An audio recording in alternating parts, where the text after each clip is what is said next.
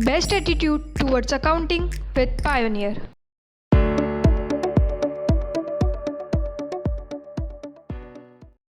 आनंद मंगल।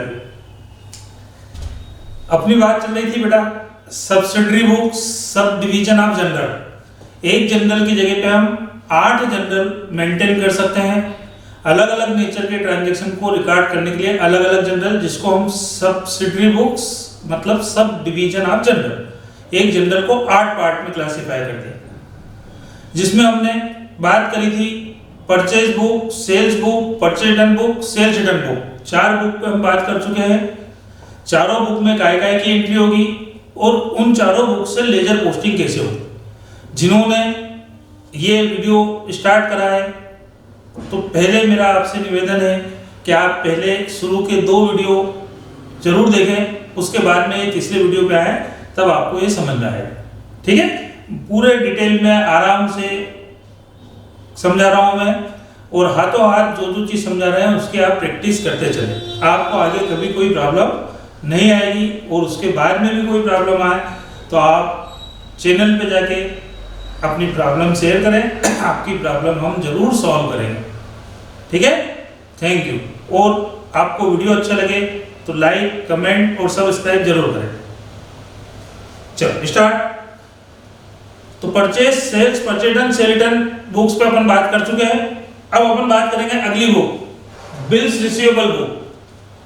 तो एक टॉपिक अपन पढ़ेंगे बिल्स ऑफ एक्सचेंज। हमको किसी पार्टी से कोई पेमेंट लेना है तो हम उस पार्टी से लिखा पढ़ी कर लेते हैं कि भाई ये पेमेंट आप इस डेट पे मेरे को दे दोगे, और वो जो डॉक्यूमेंट रेडी होता है जिस पे लिखा पढ़ी करते हैं उसी को हम बोलते हैं बिल्स ऑफ एक्सचेंज। तो किसी पार्टी ने सिग्नेचर करके मेरे को दे दिए डॉक्यूमेंट कि भैया ये अमाउंट इस डेट पे मैं आपको पे कर दूंगा, तो वो जो डॉक्यूमेंट मेरे को रिसीव हुआ है वो मेरे लिए बिल रिसीवेबल है। और ऐसे ही मैंने किसी पार्टी को कोई document bills of exchange ready करके दे दिया, उस पर अपने सिग्नेचर कर दिया कि ये अमाउंट फिक्स डेट पे मैं आपको इस डेट पे पे करूंगा, तो वो कहलाता है बिल्स पेबल। बिल एक ही रहता है, एक पार्टी के लिए वो बिल रिसीवेबल है, दूसरी पार्टी के लिए वो बिल्स पेबल है। बराबर है। तो बिल रिसीवेबल बुक में जितने भी बिल ड्यूरिंग द ईयर हमको रिसीव हुए हैं वो सब बिल रिसीवेबल बुक के अंतर्गत रिकॉर्ड होंगे। बिल रिसीवेबल बुक का फॉर्मेट लगभग वही रहेगा, डेट, पर्टिकुलर किस पार्टी से बिल रिसीव हुआ है, एलए, डिटेल और अमाउंट। बराबर है। बिल रिसीवेबल बुक से लेजर पोस्टिंग जब भी हम करेंगे तो बिल रिसीवेबल बुक की टोटल बिल रिसीवेबल अकाउंट के डेबिट में, बिल रिसीवेबल बुक से जब भी हम लेजर पोस्टिंग करेंगे तो बिल रिसीवेबल बुक की टोटल बिल रिसीवेबल अकाउंट के डेबिट में, और इंडिविजुअल फिगर डेटर्स के अकाउंट के क्रेडिट में, इंडिविजुअल फिगर रिलेटेड पार्टी के अकाउंट के क्रेडिट में। बराबर है। ऐसे बिल्स पेबल बुक जितने भी बिल इस अकाउंटिंग ईयर में हमने एक्सेप्ट करें उन सारे बिल की एंट्री बिल्स पेबल बुक के अंतर्गत होती है। जितने भी बिल इस अकाउंटिंग ईयर में हमने एक्सेप्ट करे उन सबकी एंट्री बिल्स पेबल बुक में होगी, और बिल्स पेबल बुक से भी लेजर पोस्टिंग होगी बिल्स पेबल बुक की टोटल बिल्स पेबल अकाउंट के क्रेडिट में, और इंडिविजुअल फिगर पार्टी क्रेडिटर्स के अकाउंट के डेबिट में। बिल्स पेबल बुक से लेजर पोस्टिंग होगी बिल्स पेबल बुक की टोटल बिल्स पेबल अकाउंट के क्रेडिट में, और इंडिविजुअल फिगर पार्टी के क्रेडिटर्स के अकाउंट के डेबिट में। ठीक है। बिल्स रिसीवेबल और बिल्स पेबल बुक पे मोस्टली क्वेश्चन नहीं बनता है 11th स्टैंडर्ड में, और नॉर्मली बुक बहुत कम यूज में आती है, इसलिए किसी भी बुक में इसके क्वेश्चन भी नहीं है लगभग, और इस पे ज्यादा डिटेल में डिस्कस नहीं की गई है। मैंने भी आपसे भी इतनी डिस्कस करी। ठीक है, क्योंकि ये टॉपिक भी अभी अपन ने नहीं पढ़ा है। बिल्स ऑफ एक्सचेंज अभी अपन 2 टॉपिक बाद पढ़ेंगे। ठीक है।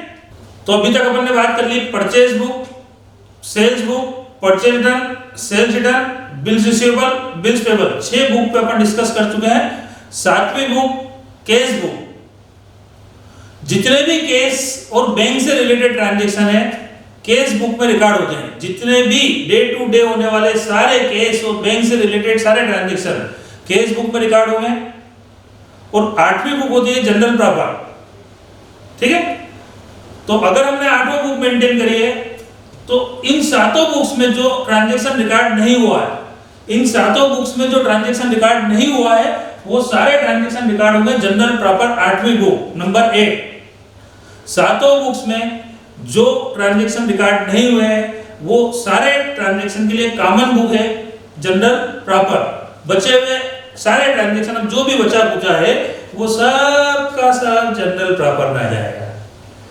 ठीक है, अब ये जो मैंने अभी समझाया वही लिखा हुआ। अब बचा क्या, तो क्या credit purchase of goods purchase book में, credit sales of goods sales book में, जो क्रेडिट में परचेस और सेल्स हुई थी वो रिटर्न होगी तो परचेस रिटर्न और सेल रिटर्न बुक में, बिल रिसीवेबल होंगे तो बिल रिसीवेबल बुक में, बिल एक्सेप्ट किए होंगे तो बिल्स पेबल बुक में, जितने भी कैश ट्रांजैक्शन हुए तो कैश बुक में। अब इसके अलावा बहुत सारी चीजें बचती है वो सब जनरल प्रॉपर में आ जाएगी। फॉर एग्जांपल परचेस और sales of assets on credit, कोई एसेट्स कोई प्रॉपर्टी हमने क्रेडिट में परचेस करी है तो अभी ये ट्रांजैक्शन ऐसा है जिसकी एंट्री इन सातों बुक्स में नहीं हो पाई है, तब उसके लिए हमारे पास है 8वीं बुक जनरल प्रॉपर, इसकी एंट्री हम जनरल प्रॉपर में कर देंगे। बेड डेट्स, पार्टी से डेटा से पैसे लेने थे, पैसे डूब गए, अभी तक सातों बुक में नहीं हुई है, जनरल प्रॉपर में।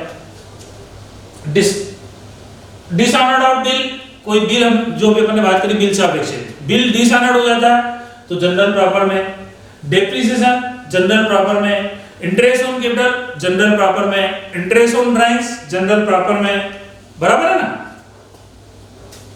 ओपनिंग एंट्री जनरल प्रॉपर में, क्लोजिंग एंट्री जनरल प्रॉपर में, ट्रांसफर एंट्री जनरल प्रॉपर में, एडजस्टमेंट एंट्री जनरल प्रॉपर में, रेक्टिफाइंग एंट्री जनरल प्रॉपर में, बराबर। अब जो भी ट्रांजैक्शन बचे हैं, जो भी पॉइंट बचे हैं वो सब के लिए कॉमन बुक है जिसको बोला जाता है जनरल प्रॉपर। बात क्लियर। और जनरल प्रॉपर बिल्कुल same pattern, same format, same entry जैसी नॉर्मल जनरल अपन मेंटेन करते हैं, जैसे सिंपल वे में अपन जनरल मेंटेन करते हैं वैसी ही जनरल प्रॉपर होती है। बचे हुए सभी ट्रांजैक्शंस अब जनरल प्रॉपर में रिकॉर्ड हो जाएंगे, बराबर है। बेड डेट्स जनरल प्रॉपर में एंट्री आपको आती है, फॉर्मेट वही, जनरल एंट्री वही, bad debt to debtors. Depreciation on machinery, depreciation account year to machinery. Interest on capital, तो interest on capital account year to capital. Interest on drawings, तो drawings account या capital account या to interest on drawings. वही एंट्रियां जो normal way में हमने करी थी वो सेम पैटर्न, सेम फॉर्मेट, वो एंट्री जनरल प्रॉपर में हो जाएगी। जनरल प्रॉपर का फॉर्मेट बिल्कुल वही है जो सिंपल जनरल का हो, बराबर है। यहां तक बात क्लियर हो गई। अब हम सबसे इंपॉर्टेंट बुक पे बात करेंगे, cash book. Cash book accounting के अंतर्गत, सब्सिडरी बुक्स के अंतर्गत सबसे इंपॉर्टेंट बुक होती है। कैश बुक को स्पेशल बुक भी बोला जाता है, ठीक है ना। क्यों बोला जाता है, क्यों इंपॉर्टेंट होती है, अपन 2 मिनट में बात करेंगे। मीनिंग ऑफ कैश बुक, तो सब्सिडी बुक्स में कैश बुक सबसे इंपॉर्टेंट बुक है। डे टू डे हमारे यहाँ होने वाले सारे कैश ट्रांजैक्शन जो है वो कैश बुक में रिकॉर्ड होंगे, कैश और बैंक से रिलेटेड, ठीक है। टाइप्स ऑफ कैश बुक, तो कैश बुक 3 प्रकार की होती है। Number 1 single column cash book. Types of cash book, single column cash book मतलब सिंपल कैश बुक भी बोला जाता है इसको। Number 2 double column cash book, 2 column cash book. और number 3 triple column cash book. तो मैं 1 बाय 1 आपको समझाता हूँ, ये स्पेशल बुक क्यों होती है ये भी समझाता हूँ। और सबसे इंपॉर्टेंट बुक है क्योंकि सबसे ज्यादा ट्रांजैक्शन इसमें रिकॉर्ड होते हैं, क्योंकि बिजनेस में कैश बेसिस पे तो हजारों ट्रांजैक्शन होते हैं, बार बार होते हैं, तो सबसे इंपॉर्टेंट बुक भी है, स्पेशल बुक भी है। अब कैश बुक को हम 3 कैटेगरी में क्लासिफाई कर सकते हैं, simple cash book, double column cash book और ट्रिपल कॉलम कैश बुक। कुछ बुक में कैश बुक 2 प्रकार की बताई गई है, सिंगल कॉलम और डबल कॉलम। दोनों चीजों को मैं आपको एक्सप्लेन करूंगा अभी, ठीक है ना, और दोनों ही करेक्ट है। सबसे पहले अपन बात करेंगे simple cash book, single column cash book. Single column cash book में अमाउंट का केवल एक ही कॉलम होता है, जिसमें केवल केस केस केस, बैंक नहीं, केस से रिलेटेड जितने भी ट्रांजैक्शन होते हैं वो simple cash book single column cash book में रिकॉर्ड होते हैं। Simple cash book single column cash book format इसका कैसा होगा देखते हैं। पहले सबसे पहले केस बुक टाइटल अपना रहेगा, ठीक है ना। कॉलम दो पार्ट अपन ने करे, डेबिट और क्रेडिट। डेबिट में 4 कॉलम है, डेट, पर्टिकुलर, एलएफ और अमाउंट। चूंकि ये प्राइमरी बुक है इससे लेजर पोस्टिंग होगी, इसलिए एलएफ का कॉलम सभी जनरल के अंतर्गत प्राइमरी बुक में अपन ने देखा ही बनता ही। केस बुक प्राइमरी बुक है इसलिए एलएफ का कॉलम भी होना चाहिए, बिल्कुल सही। तो डेबिट में कितने कॉलम होगा बेटा? 4 column, date, particular, LF, amount. Same 4 column credit में भी, डेट, पर्टिकुलर, एलएफ, अमाउंट। ये केस बुक का फॉर्मेट है simple cash book single column cash book. जितना भी केस आपको रिसीव होगा, अपन अकाउंटिंग करते जनरल एंट्री पास करते तब भी कहते हैं ना केस रिसीव हुआ, तो केस अकाउंट या टू गोपाल, केस अकाउंट या to sales account, cash account या टू मशीनरी। कहीं से भी केस आता है तो केस अकाउंट डेबिट। जितना भी केस रिसीव हुआ है केस बुक के अंतर्गत डेबिट साइड में आएगा, और जितना भी हमने केस पेमेंट करा है कहीं पे भी किसी भी टर्म से रिलेटेड, किसी भी ट्रांजैक्शन से रिलेटेड हो, वो उससे कोई फर्क नहीं पड़ता। केस गया है तो केस बुक में क्रेडिट। जब भी कहीं से भी कोई भी केस रिसीव होगा तो केस बुक डेबिट, और जब भी कहीं कोई केस पे करा है तो केस बुक क्रेडिट। बस इतना सा नियम है, सिंपल सी बात है। तो केस बुक में अपन इस क्वेश्चन को रिकॉर्ड करते हैं, 1 बाय 1 देखना, डेट वाइज देखना। डेट इंपॉर्टेंट है क्योंकि मेरे यहाँ थोड़ा सा आगे पीछे आएगा। चलो स्टार्ट। Commence business with ₹2000। तो 2000 बिजनेस में लगा के बिजनेस स्टार्ट करा, तो बिजनेस में केस रिसीव हुआ, केस आया है तो डेबिट में। कहां से आया है? तो भैया प्रोप्राइटर ने घर से लगाया, घर से लगाया मतलब कैपिटल। तो डेट के कॉलम में डेट लिख देंगे 1 जनवरी 2 कैपिटल 2000। डेट वाइज चलना है, उधर मत देखना। 1 जनवरी 2 कैपिटल 2000 किस सोर्स से आया है टाइटल में वो लिखना है। जब भी डेबिट में कोई भी फिगर रिकॉर्ड करेंगे तो 2, और क्रेडिट में कोई भी फिगर रिकॉर्ड करेंगे तो बाय वर्ड यूज करेंगे अपन, बराबर। 5 जनवरी गुड्स परचेज 500। हमने 500 का गुड्स परचेज करा तो केस हमारे यहां से क्या हुआ? गया। तो केस बुक के क्रेडिट में बाय परचेज कहां गया? तो जब गुड्स परचेज करा वहां गया तो बाय परचेज। किस सोर्स से रिसीव हुआ वो सोर्स लिखना है टाइटल में, और किस सोर्स के थ्रू पेमेंट हुआ वो सोर्स लिखना है टाइटल में। रिसीव डेबिट में, पेमेंट क्रेडिट में। दैट्स ऑल, बस सिंपल सा रूल्स है। थर्ड पॉइंट, 12 जनवरी सोल्ड गुड्स ₹800। 800 का मटेरियल सेल करा है, कुछ नहीं कहा तो केस सेल से, केस सेल से तो केस रिसीव हुआ। तो केस बुक के डेबिट में टू सेल्स अकाउंट 800, बराबर है। 15 जनवरी रिसीव फ्रॉम विजय 400। अब विजय से फिर केस रिसीव हुआ, तो रिसीव हुआ तो डेबिट में 15 जनवरी to Vijay 400। Paid to Ramesh, Ramesh को अमाउंट पेड करा 600। तो अब यहां से केस गया तो बाय रमेश 600। पेड सैलरी 100, तो हमने सैलरी पेड करी तो केस गया तो बाय सैलरी 100, बराबर। रिसीव हो तो डेबिट, पेमेंट हो तो क्रेडिट, डेट वाइज चलेगा 1 बाय 1। ठीक है, टाइटल में जिस सोर्स से अमाउंट रिसीव हुआ वो, और जिस सोर्स के लिए पेमेंट करा वो। लास्ट पॉइंट है डिपॉजिटेड इनटू द बैंक। हमने बैंक में केस ले जाकर डिपॉजिट करा तो केस हमारे यहां से क्या होगा? बराबर। तो by bank 30 January by bank 700। तो यहां से हमको इतना अमाउंट रिसीव हुआ इस मंथ में, जनवरी के मंथ में, और यहां हमने जनवरी के मंथ में पेमेंट करा है। ठीक है, तो ये जो भी केस से रिलेटेड ट्रांजैक्शन है सब केस बुक में रिकॉर्ड हुआ है। अब चाहे बिजनेसमैन तो डेली, वीकली, मंथली बेसिस पे केस बुक की टोटल लगा के बैलेंस निकाल सकता है, बैलेंस चेक कर सकता है, और अपने यहाँ पे जो फिजिकली उसके पास केस रखा है वो डेली कर सकता है। और 90% जिनका बिजनेस कंटिन्यू बहुत अच्छा चलता है वो केस बुक की टोटलिंग बैलेंसिंग डेली भी कर सकते हैं, वीकली भी कर सकते हैं और मंथली भी कर सकते हैं। तो हम यहाँ अपन ने बात करी जनवरी मंथ की, तो जनवरी मंथ में यहाँ से अमाउंट रिसीव हुआ है, यहाँ पेमेंट हुआ है।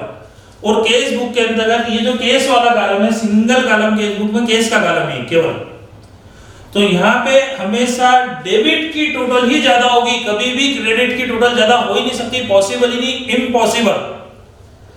केस बुक में, सिंगल कॉलम केस बुक में भी, अदर केस बुक में भी जो केस का कॉलम रहेगा, केस के कॉलम में हमेशा जब साल के एंड में, महीने के एंड में, वीक के एंड में टोटलिंग और बैलेंसिंग करोगे तो हमेशा डेबिट की टोटल ही ज्यादा होगी, क्रेडिट की टोटल कभी भी ज्यादा हो ही नहीं सकती, इम्पॉसिबल। क्योंकि जितना अमाउंट आपके पास कैश रिसीव हुआ उससे ज्यादा तो आप कहीं पेमेंट कर ही नहीं सकते हो, सिंपल सी बात है। तो केस बुक में केस कॉलम की हमेशा डेबिट की टोटल ज्यादा होगी। तो पहले अपन डेबिट की टोटल लगा लेते हैं, 2000 प्लस 800 प्लस 400, ये हो गया 3200। तो 3200 हमको टोटल रिसीव हुआ। अब हम क्रेडिट की टोटल भी लगा लेते हैं, पेमेंट कितना हुआ, तो 500, 600, 1100, 1100 प्लस 100, 1200, 1200 प्लस 700, 1900, 1900। तो डेबिट में टोटल हो रही है 3200, क्रेडिट की टोटल हो रही है 1900। तो डेबिट की टोटल में से क्रेडिट की टोटल अपन माइनस कर देंगे, और माइनस करके जो डिफरेंस आएगा उसको यहां लिख देंगे balance carried down, balance carried down, ठीक है ना, बैलेंस कैरीड डाउन। तो 3200 माइनस 1900 बचे 1300, 1300। तो 31 जनवरी को बाय बैलेंस कैरीड डाउन 1300, मतलब इस मंथ में इतना रिसीव हुआ, इतना पेमेंट हुआ, रिसीट्स की टोटल में से पेमेंट की टोटल माइनस करेंगे तो बैलेंस आएगा बैलेंस कैरीड डाउन। और ये दोनों सेट की टोटल अब हो गई इक्वल, क्योंकि जो डिफरेंस था वो अपन ने फिलअप कर दिया, पुटअप कर दिया बैलेंस, और बैलेंस क्या लिखा है, बैलेंस कैरीड डाउन, कि जनवरी मंथ के एंड में 1300 रुपीस बचे हैं, ये जनवरी एंड का क्लोजिंग बैलेंस है।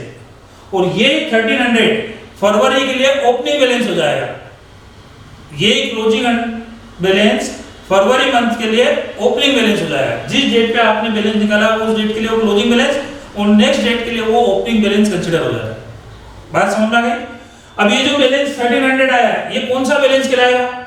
तो मैंने अभी क्रेडिट साइड में पुटअप करा है, मैंने क्रेडिट में इसलिए पुटअप करा है क्योंकि दोनों साइड की टोटल इक्वल हो जाए और अभी तक फिगर मैच हो जाए, ठीक है ना। तो क्रेडिट साइड में पुटअप करा, लेकिन ये बैलेंस क्रेडिट बैलेंस नहीं है, क्योंकि टोटल किधर की ज्यादा थी, डेबिट की, तो ये डेबिट बैलेंस कहलाएगा।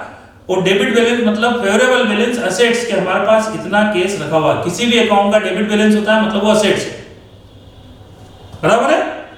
तो अब जब फरवरी में अपन जब ये वापस से केस बुक बनाएंगे तो फरवरी में सबसे पहले 1 फरवरी को स्टार्टिंग में अपन लिखेंगे टू बैलेंस ब्रॉट डाउन।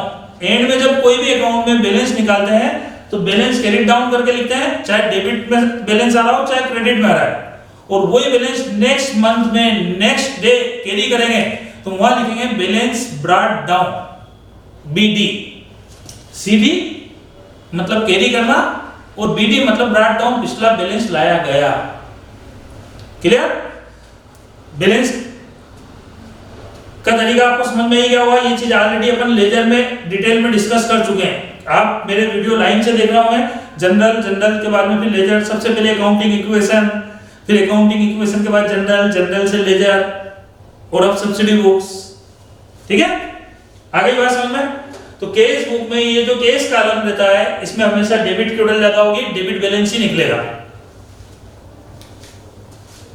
चलो सेकंड क्वेश्चन, अब थोड़ी स्पीड पकड़ लेंगे हम। Enter the following transaction in case book without bank column, मतलब अभी बैंक का कॉलम नहीं बनाना है, मतलब वो single column simple cash book, लेकिन एक कॉलम इसमें अपन ने ऐड कर लिया। अब मैं यहाँ पे सेकंड केस बुक समझा रहा हूं आपको, डबल कॉलम केस बुक। कौन सी केस बुक बेटे? Double column cash book.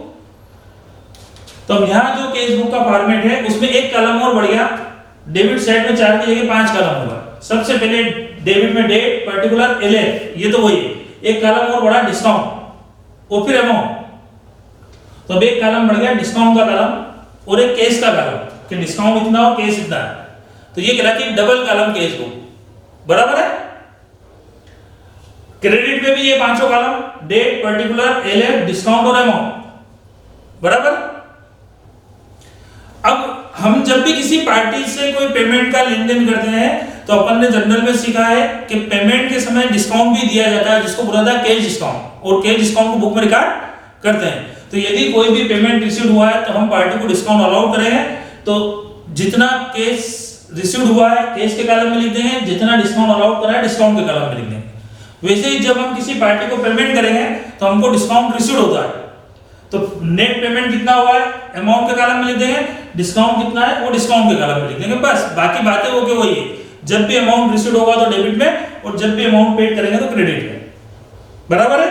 चलो start. 1 January balance of cash in hand 3000, मतलब दिसंबर एंड में हमारे पास क्लोजिंग में 3000 का बैलेंस था, तो दिसंबर का क्लोजिंग बैलेंस जनवरी के लिए कौन सा बैलेंस हो जाएगा? ओपनिंग बैलेंस, और कैश का हमेशा डेबिट बैलेंस ही होता है। तो सबसे पहले मैं 1 जनवरी को प्रीवियस बैलेंस को कैरी करूंगा, तो टू बैलेंस ब्रॉट डाउन 1 जनवरी डेट वाइज चले गए हैं। 1 जनवरी टू बैलेंस ब्रॉट डाउन 3000। 3 जनवरी पेड इनटू बैंक, बैंक में नगद पैसे ले जाके जमा करा दिए, डिपॉजिट करा दिए। तो मेरे यहां से कैश क्या हुआ? अभी मेरे को बैंक से कोई मतलब नहीं, क्योंकि अभी मेरी कैश बुक में बैंक का कॉलम नहीं बना है, डबल कॉलम कैश बुक में चल रहा है जिसमें कैश और डिस्काउंट। तो अब कैश मेरे यहां से क्या हुआ? गया है, कहां गया? बैंक में। तो 3 जनवरी बाय बैंक 900। बराबर बात clear? Next point, 7 January paid to Salim 590 in full settlement of 600। तो मिस्टर सलीम को 600 के फुल सेटलमेंट में 590 रुपीज पेमेंट करा है, इसका मतलब 10 रुपीज डिस्काउंट रिसीव हुआ। बराबर है? तब चूंकि केस गया है तो केस बुक में, केस कॉलम में, क्रेडिट में, तो फाइनली नेट कितना पेमेंट गया आपके यहां से? 590। तो 7 जनवरी बाय सलीम 590, और डिस्काउंट में डिस्काउंट का फिगर लिख दिया। तो 600 के फुल सेटलमेंट में अपन ने 590 का पेमेंट करा है, तो केस के कॉलम में जो केस गया है वो फिगर लिख देंगे, और डिस्काउंट है तो डिस्काउंट के कॉलम में डिस्काउंट का अमाउंट लिख देंगे। बराबर है? चलो next point, 10 January received 900 from Gopal and discount about 50। तो 900 तो हमारे हाथ में केस रिसीव्ड हुआ है, और हमने गोपाल को डिस्काउंट दिया है 50 रुपीज। इसका मतलब गोपाल और हमारा जो अकाउंट सेटल होगा 950 से होगा। 950 के पेमेंट में हमने उससे 900 रुपीज रिसीव किया है, और 50 रुपीज हमने उसको डिस्काउंट दिया है। तो पैसा आया है, केस रिसीव हुआ है, तो केस बुक में डेबिट में टू गोपाल, अमाउंट के कॉलम में, केस के कॉलम में 900 और डिस्काउंट के कॉलम में 50। जो नेट है वो नेट केस के कॉलम में आ जाएगा, और जो डिस्काउंट है वो डिस्काउंट के कॉलम में आएगा। डबल कॉलम केस बुक समझ में आ रही है? केस का फिगर केस के कॉलम में, डिस्काउंट का फिगर डिस्काउंट के कॉलम में, बस इतनी सी बात। वो रिसीव डेबिट, पेमेंट क्रेडिट। बढ़ाया गया। 12 जनवरी paid for cash purchase 960 and discount receive 25। हमने गुड्स परचेज करा, तो परचेज के समय हमने सप्लायर को 960 रुपीज का पेमेंट करा कैश, और सप्लायर ने हमको 25 रुपीज डिस्काउंट अलाउ करा है। तो हमने पेमेंट करा है, तो क्रेडिट में by purchase 12 January by purchase, cash के कॉलम में 960 और डिस्काउंट के कॉलम में 25। बराबर है? Is it clear? Withdraw from bank for personal use, bank से पर्सनल यूज के लिए पैसे विड्रॉ करें। तो भैया बैंक से पैसे विड्रॉ करें तो बैंक और ड्राइंग्स केस पे कोई इफेक्ट पड़ेगा क्या? नहीं। तो ये ट्रांजैक्शन यहां पे रिकॉर्ड नहीं होगा, क्योंकि बैंक और ड्राइंग्स दो अकाउंट पे इफेक्ट पड़ेगा, केस पे नहीं पड़ रहा है। तो इस ट्रांजैक्शन की entry simple cash book, single column cash book और डिस्काउंट कॉलम काउंट कर रहे हो तो डिस्काउंट वाले और केस वाले कॉलम में नहीं होगी, क्योंकि इसमें केस पे कोई इफेक्ट नहीं पड़ा है। बात क्लियर हो गई है? Next point, received 580 from Kapoor and allowed ₹20 as discount. तो 580 मिस्टर कपूर से रिसीव्ड हो गए और डिस्काउंट हमने दिया उनको 20 रुपीज का। इसका मतलब मिस्टर कपूर और हमारा जो अकाउंट सेटल हुआ है वो 600 से हुआ। 600 के फुल सेटलमेंट में 580 रिसीव्ड हुए, 20 रुपीज डिस्काउंट अलाउ किया है। तब रिसीव्ड हुए तो डेबिट में आ जाएगा। 19 जनवरी टू कपूर, रिसीव्ड में 580, डिस्काउंट में 20। बात clear? 21 January paid cash for electricity charges, तो इलेक्ट्रिक बिल हमने पेड करा तो पेमेंट करा तो क्रेडिट में आ जाएगा। By electric charges 50 rupees cash के कारण। बात समझ में आ गई आपको अच्छी तरह से? तो डबल कॉलम केस बुक में हमने यहाँ पे डिस्काउंट के कॉलम को काउंट करा है, कंसीडर करा है, मतलब हमारे हिसाब से डबल कॉलम केस बुक मतलब कैश और डिस्काउंट का कॉलम है। अभी बैंक को हमने कंसीडर नहीं करा है, बराबर है। अब ये हमारा इस मंथ का केस के सारे ट्रांजैक्शन केस बुक में रिकॉर्ड हुआ है। अब हम केस बुक की टोटलिंग बैलेंसिंग करेंगे। तो सबसे पहले मैं बात करूंगा केस और डिस्काउंट में से डिस्काउंट कॉलम की। तो डिस्काउंट का कॉलम ये जो मैंने बनाया है यहाँ पे, ये अकाउंटिंग का पार्ट नहीं है। डिस्काउंट का कॉलम अकाउंटिंग का पार्ट नहीं है। डिस्काउंट के कॉलम को केस बुक में मेमोरेंडम कॉलम बोला जाता है, बराबर है। डिस्काउंट के कॉलम को केस बुक में मेमोरेंडम कॉलम बोला जाता है। इसलिए डिस्काउंट के कॉलम की बैलेंसिंग नहीं करेंगे, टोटल लगा के छोड़ देंगे। डेबिट की टोटल डेबिट में लगा देंगे, क्रेडिट की टोटल क्रेडिट में लगा देंगे। पहला पॉइंट समझ में आया? डिस्काउंट का कॉलम अकाउंटिंग का पार्ट नहीं है, मेमोरेंडम कॉलम बोला जाता है, इसलिए इसकी बैलेंसिंग नहीं की जाती है, टोटल लगा के छोड़ देते हैं। डेबिट की टोटल डेबिट में और क्रेडिट की टोटल क्रेडिट में। डेबिट की टोटल जो होगी वो कहलाएगी डिस्काउंट अलाउड, कि इस मंथ में जब लोगों से हमको अमाउंट रिसीव हुआ था तो हमने उनको डिस्काउंट अलाउड किया था। और यहाँ पे जो क्रेडिट में डिस्काउंट की टोटल होगी वो कहलाएगी डिस्काउंट रिसीव। हमने जब किसी पार्टी को पेमेंट करा था तो उन पार्टी से हमको इतना डिस्काउंट रिसीव हुआ, तो डिस्काउंट के कॉलम की टोटल लगा के छोड़ देते हैं। डिस्काउंट का कॉलम अकाउंटिंग का पार्ट नहीं है, मेमोरेंडम कॉलम है। अब बात आती है केस कॉलम की। तो केस कॉलम में मैंने आपको बताया केस में हमेशा डेबिट की टोटल ही ज्यादा होगी। तो डेबिट की टोटल 3000 प्लस 900 प्लस 580, 4480, 4480। और क्रेडिट की टोटल 900 प्लस 590 प्लस 960 प्लस 50। तो डेबिट की टोटल में से क्रेडिट की टोटल माइनस करेंगे और जो डिफरेंस आएगा वो बैलेंस करके लिख देंगे, बाय बैलेंस कैरिड डाउन। तो डेबिट की टोटल अपन ने लगाई 4440, उसमें से क्रेडिट के सारे फिगर माइनस करें, जो डिफरेंस आया वो बैलेंस करके लिख दिया।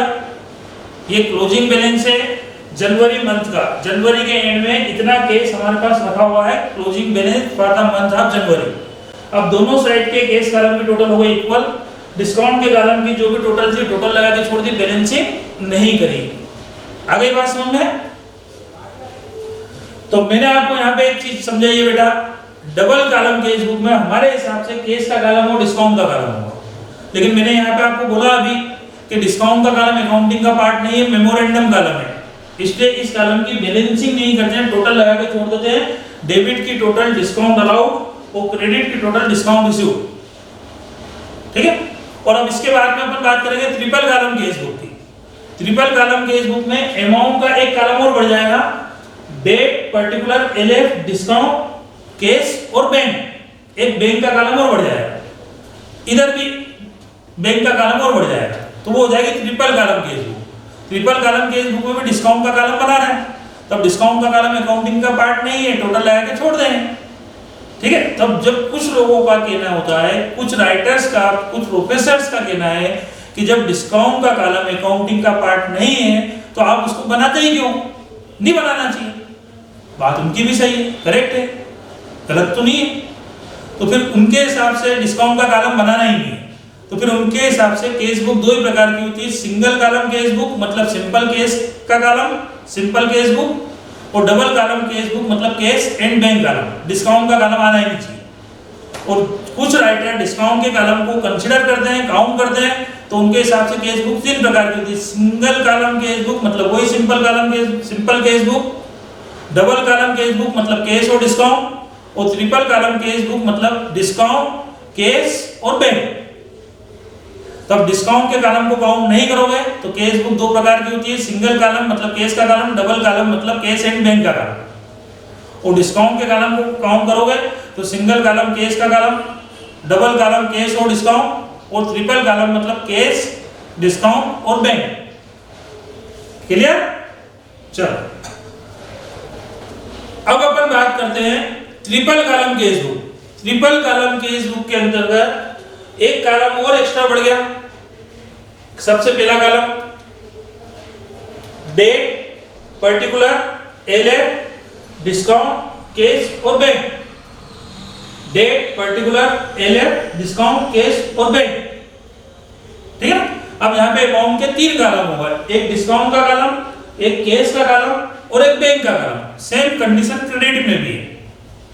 तो ट्रिपल कॉलम केस बुक में अमाउंट के 3 कॉलम होंगे, डिस्काउंट, केस और बैंक। चलो करें स्टार्ट। डेट वाइज देखना, case in hand 2500 and case balance, bank balance 6500। मतलब अक्टूबर के बिगनिंग में हमारे पास केस और बैंक में कुछ पैसा रखा हुआ था, बैलेंस था। मतलब सितंबर का क्लोजिंग बैलेंस अक्टूबर के लिए क्या हो जाएगा? Opening balance. तो केस का बैलेंस है 2500 और बैंक का बैलेंस है 6500। सबसे पहले हम बैलेंस उतारेंगे। 1 अक्टूबर टू बैलेंस डॉट डाउन, केस का बैलेंस केस के कॉलम में, बैंक का बैलेंस बैंक के कॉलम में। बराबर है?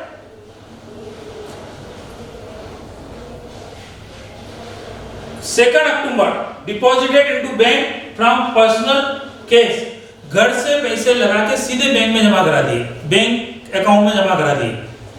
तो घर से जब भी पैसे लगाएंगे तो बिजनेस में पैसा आ रहा है तो केस बुक के डेबिट में टू कैपिटल, लेकिन वो नगद नहीं आया, सीधा कहां चले गया?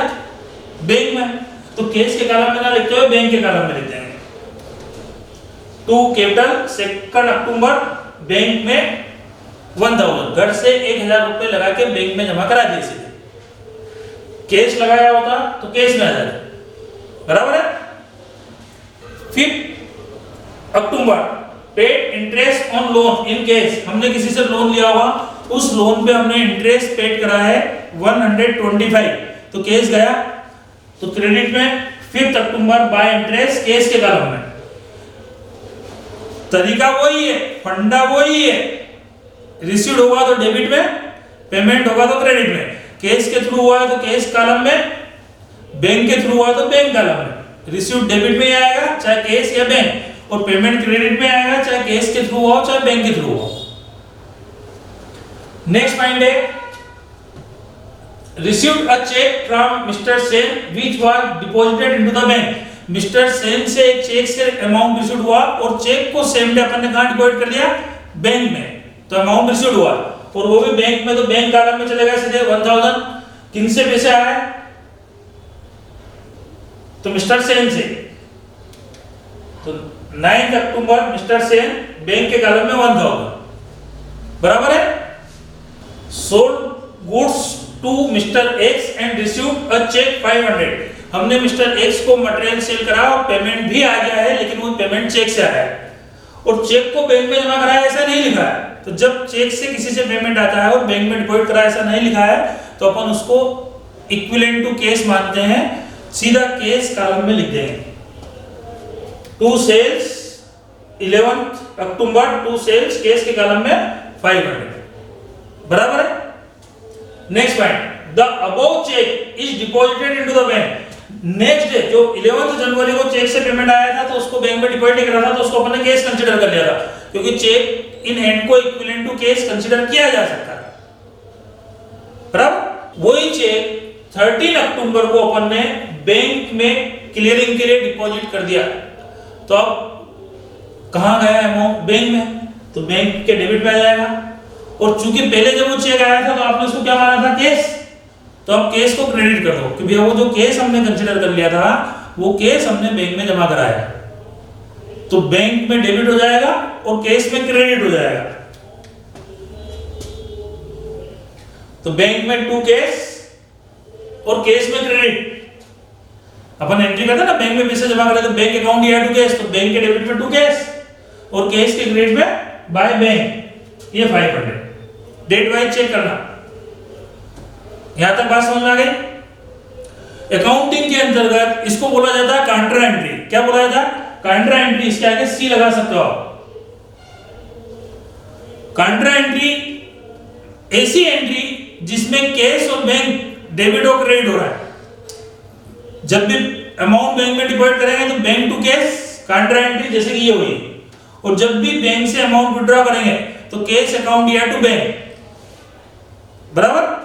तो हमने बैंक में डिपॉजिट करा तो बैंक में प्लस हेडिंग लिखेंगे टू कैश, और कैश में से माइनस हेडिंग लिखेंगे बाय बैंक। क्या बोला जाता है इसको? कंट्रा एंट्री। ऐसी एंट्री जिसमें दोनों अकाउंट कैश और बैंक डेबिट और क्रेडिट होंगे। वो दो एंट्री हो सकती है, बैंक टू कैश या कैश टू बैंक, बराबर है। चलो 15 अक्टूबर withdraw from bank for business use 500। Bank से 500 रुपए बिजनेस के लिए पैसे निकाले तो बिजनेस में कैश आया, तो cash plus bank minus कंट्रा entry हो गई, बराबर है ना। तो कैश के डेबिट में टू बैंक और बैंक के क्रेडिट में बाय कैश, इसके आगे लिख दिया सी। सी मतलब कंट्रा एंट्री, ये सिंबल है। तो ऐसी एंट्री जिसमें कैश बैंक दोनों डेबिट और क्रेडिट हो रहा है वो कंट्रा एंट्री होती है। एक साइड डेबिट हो जाएगा, एक साइड क्रेडिट हो जाएगा, मतलब कैश प्लस बैंक माइनस या bank plus cash minus. Clear? दो एंट्री होती है, कैश टू बैंक या बैंक टू कैश। ये दोनों एंट्रीज क्वेश्चन में आ गई है। नेक्स्ट पॉइंट है charges debited by bank 50 rupees. Bank ने बैंक चार्जेस चार्ज करे, इंटरेस्ट चार्ज करा, तो बैंक कभी भी कोई चार्जेस या इंटरेस्ट चार्ज करेगी, मतलब हमारे अकाउंट में से पैसे माइनस कर देगी बैंक में से। बैंक वाले घर पे नहीं आएंगे भैया 50 रुपए दे दो, तो कोई भी चार्जेस चार्ज करते तो सीधा हमारे अकाउंट में से क्या कर देते हो? माइनस कर देते हैं। तो जब भी बैंक चार्जेस या इंटरेस्ट बैंक चार्ज करेगी तो by bank charges bank column में क्रेडिट में पेमेंट। और जब भी हमारे डिपॉजिट पे बैंक हमको इंटरेस्ट अलाउ करेगी, मतलब हमारे अकाउंट में पैसा प्लस हो जाएगा, तो टू इंटरेस्ट बैंक के इसमें डेबिट कर देंगे। क्लियर? चलो नेक्स्ट पॉइंट है, लास्ट पॉइंट, सैलरी पेड 500। कुछ निकालो तो कैसे पेड करी होगी? तो बाय सैलरी कैश के कॉलम में। ये हमारी case book triple column ready हो गई। जितना भी रिसीव हुआ है डेबिट में, जितने भी पेमेंट हुआ है क्रेडिट में, यदि कैश के थ्रू हुआ तो कैश में, बैंक के थ्रू हुआ तो बैंक में। इधर भी सेम सिचुएशन। अब इस मंथ के एंड में, अक्टूबर के एंड में हम इसकी टोटलिंग बैलेंसिंग करेंगे। क्या करेंगे? टोटलिंग बैलेंसिंग करेंगे। तो सबसे पहले वो पहला कॉलम डिस्काउंट का कॉलम। डिस्काउंट का कॉलम अकाउंटिंग का पार्ट नहीं है। डिस्काउंट के कॉलम की टोटल लगा के छोड़ देते हैं, जो भी हो, डेबिट की टोटल डेबिट में और क्रेडिट की टोटल क्रेडिट में यदि होती तो। ठीक है? डिस्काउंट का कॉलम अकाउंटिंग का पार्ट नहीं है, मेमोरेंडम कॉलम है। अब बात आती है सेकंड कॉलम की, कैश का कॉलम। कैश के कॉलम की टोटल लगाओ डेबिट की और क्रेडिट की, और डिफरेंस निकालो जो आएगा वो बैलेंस। और मैंने आपको पहले भी अभी बताया था कि कैश कॉलम की हमेशा डेबिट की टोटल ही ज्यादा होगी। डेबिट की टोटल लगाई, उसमें से क्रेडिट की टोटल लगा के माइनस करी तो बैलेंस आया 2375। तो बैलेंस कैरिड डाउन कैश के कॉलम में 2375। ये कैश कॉलम अपना कंप्लीट हो गया। यहां तक बात क्लियर हो गई? कैश कॉलम मतलब कैश अकाउंट ही, एक तरह से कैश कॉलम केस बुक में एक तरह से कैश अकाउंट ही है। और कैश अकाउंट जो है रियल अकाउंट है, और जितने भी रियल अकाउंट होते हैं उन सबके डेबिट बैलेंस ही निकलते हैं, कभी भी क्रेडिट बैलेंस नहीं निकलेगा। डेबिट की टोटल ही ज्यादा रहती है, तो बाय बैलेंस क्रेडिट डाउन। और इस केस बुक में जो बैंक का कॉलम है, इस केस बुक में जो बैंक का कॉलम है मतलब बैंक अकाउंट ही है। बैंक कॉलम मतलब एक तरह से बैंक अकाउंट ही बन गया। इतना पैसा हमारे बैंक में प्लस हुआ, इतना पैसा हमारे बैंक में से माइनस हुआ। तो केस बुक में बैंक कॉलम मतलब एक तरह से बैंक अकाउंट, और बैंक अकाउंट मतलब पर्सनल अकाउंट। बैंक अकाउंट मतलब पर्सनल अकाउंट, और पर्सनल अकाउंट का डेबिट बैलेंस भी हो सकता है, क्रेडिट बैलेंस भी हो सकता है। तो जब भी बैंक कॉलम की बैलेंसिंग आप करोगे तो रफ में टोटल लगाना कि डेबिट की टोटल कितनी है और क्रेडिट की टोटल कितनी है।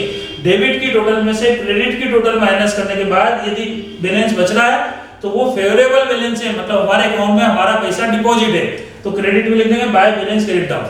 तो बैंक की इस क्वेश्चन में डेबिट की टोटल ज्यादा है 9000। 9000 में से 500 और 550 माइनस करें तो बचे 8450। किधर की टोटल ज्यादा थी? डेबिट की। तो तो बैंक कॉलम की डेबिट की या क्रेडिट की दोनों साइड में से किसी की भी टोटल ज्यादा हो सकती है। डेबिट की टोटल ज्यादा है तो बैलेंस आ जाएगा क्रेडिट में, मतलब ये फेवरेबल बैलेंस है, हमारे अकाउंट में हमारा अमाउंट डिपॉजिट है। कभी बैंक कॉलम की क्रेडिट की टोटल ज्यादा होगी, डेबिट की टोटल कम है, तो क्रेडिट की टोटल में से डेबिट की टोटल माइनस करेंगे और बैलेंस यहां लिख देंगे to balance carried down. Credit की टोटल ज्यादा मतलब क्रेडिट बैलेंस मतलब अनफेवरेबल बैलेंस ओवरड्राफ्ट, बराबर है। तो बैंक कॉलम का डेबिट बैलेंस और क्रेडिट बैलेंस कुछ भी हो सकता है। डेबिट बैलेंस मतलब फेवरेबल बैलेंस, हमारे अकाउंट में हमारा पैसा जमा है, और क्रेडिट बैलेंस मतलब बैंक ओवरड्राफ्ट, जितना पैसा हमारा था उससे ज्यादा हम विथड्रॉ कर चुके हैं, बैंक से ओवरड्राफ्ट की फैसिलिटी हमको मिली हुई है। ठीक है, तो केस बुक में डिस्काउंट का कॉलम, फिर से रिपीट कर रहा हूं, सारा पॉइंट ध्यान से सुन लेना, फाइनल मैटर कर रहा हूं। केस बुक में डिस्काउंट का कॉलम अकाउंटिंग का पार्ट नहीं है, मेमोरेंडम कॉलम है, इसलिए डिस्काउंट के कॉलम की टोटल लगा के छोड़ देते हैं, बैलेंसिंग नहीं करते हैं। केस का कॉलम और बैंक का कॉलम अकाउंटिंग का पार्ट है। केस का कॉलम मतलब एक तरह से केस अकाउंट ही है, केस अकाउंट मतलब रियल अकाउंट। केस में हमेशा डेबिट की टोटल ज्यादा होगी, बाय बैलेंस कैरिड डाउन ही होगा। बैंक कॉलम मतलब बैंक अकाउंट ही है, बैंक अकाउंट मतलब पर्सनल अकाउंट है, पर्सनल अकाउंट का डेबिट बैलेंस क्रेडिट बैलेंस कुछ भी हो सकता है, जिधर कम हो उधर बैलेंस करके लिख दो। क्रेडिट में कम है तो बाय बैलेंस कैरिड डाउन, मतलब ये फेवरेबल बैलेंस है, और डेबिट में कम है तो टू बैलेंस कैरिड डाउन, मतलब ये ओवरड्राफ्ट है, बैंक का नेगेटिव बैलेंस ओवरड्राफ्ट। बात यहां तक समझ में आ गई होगी।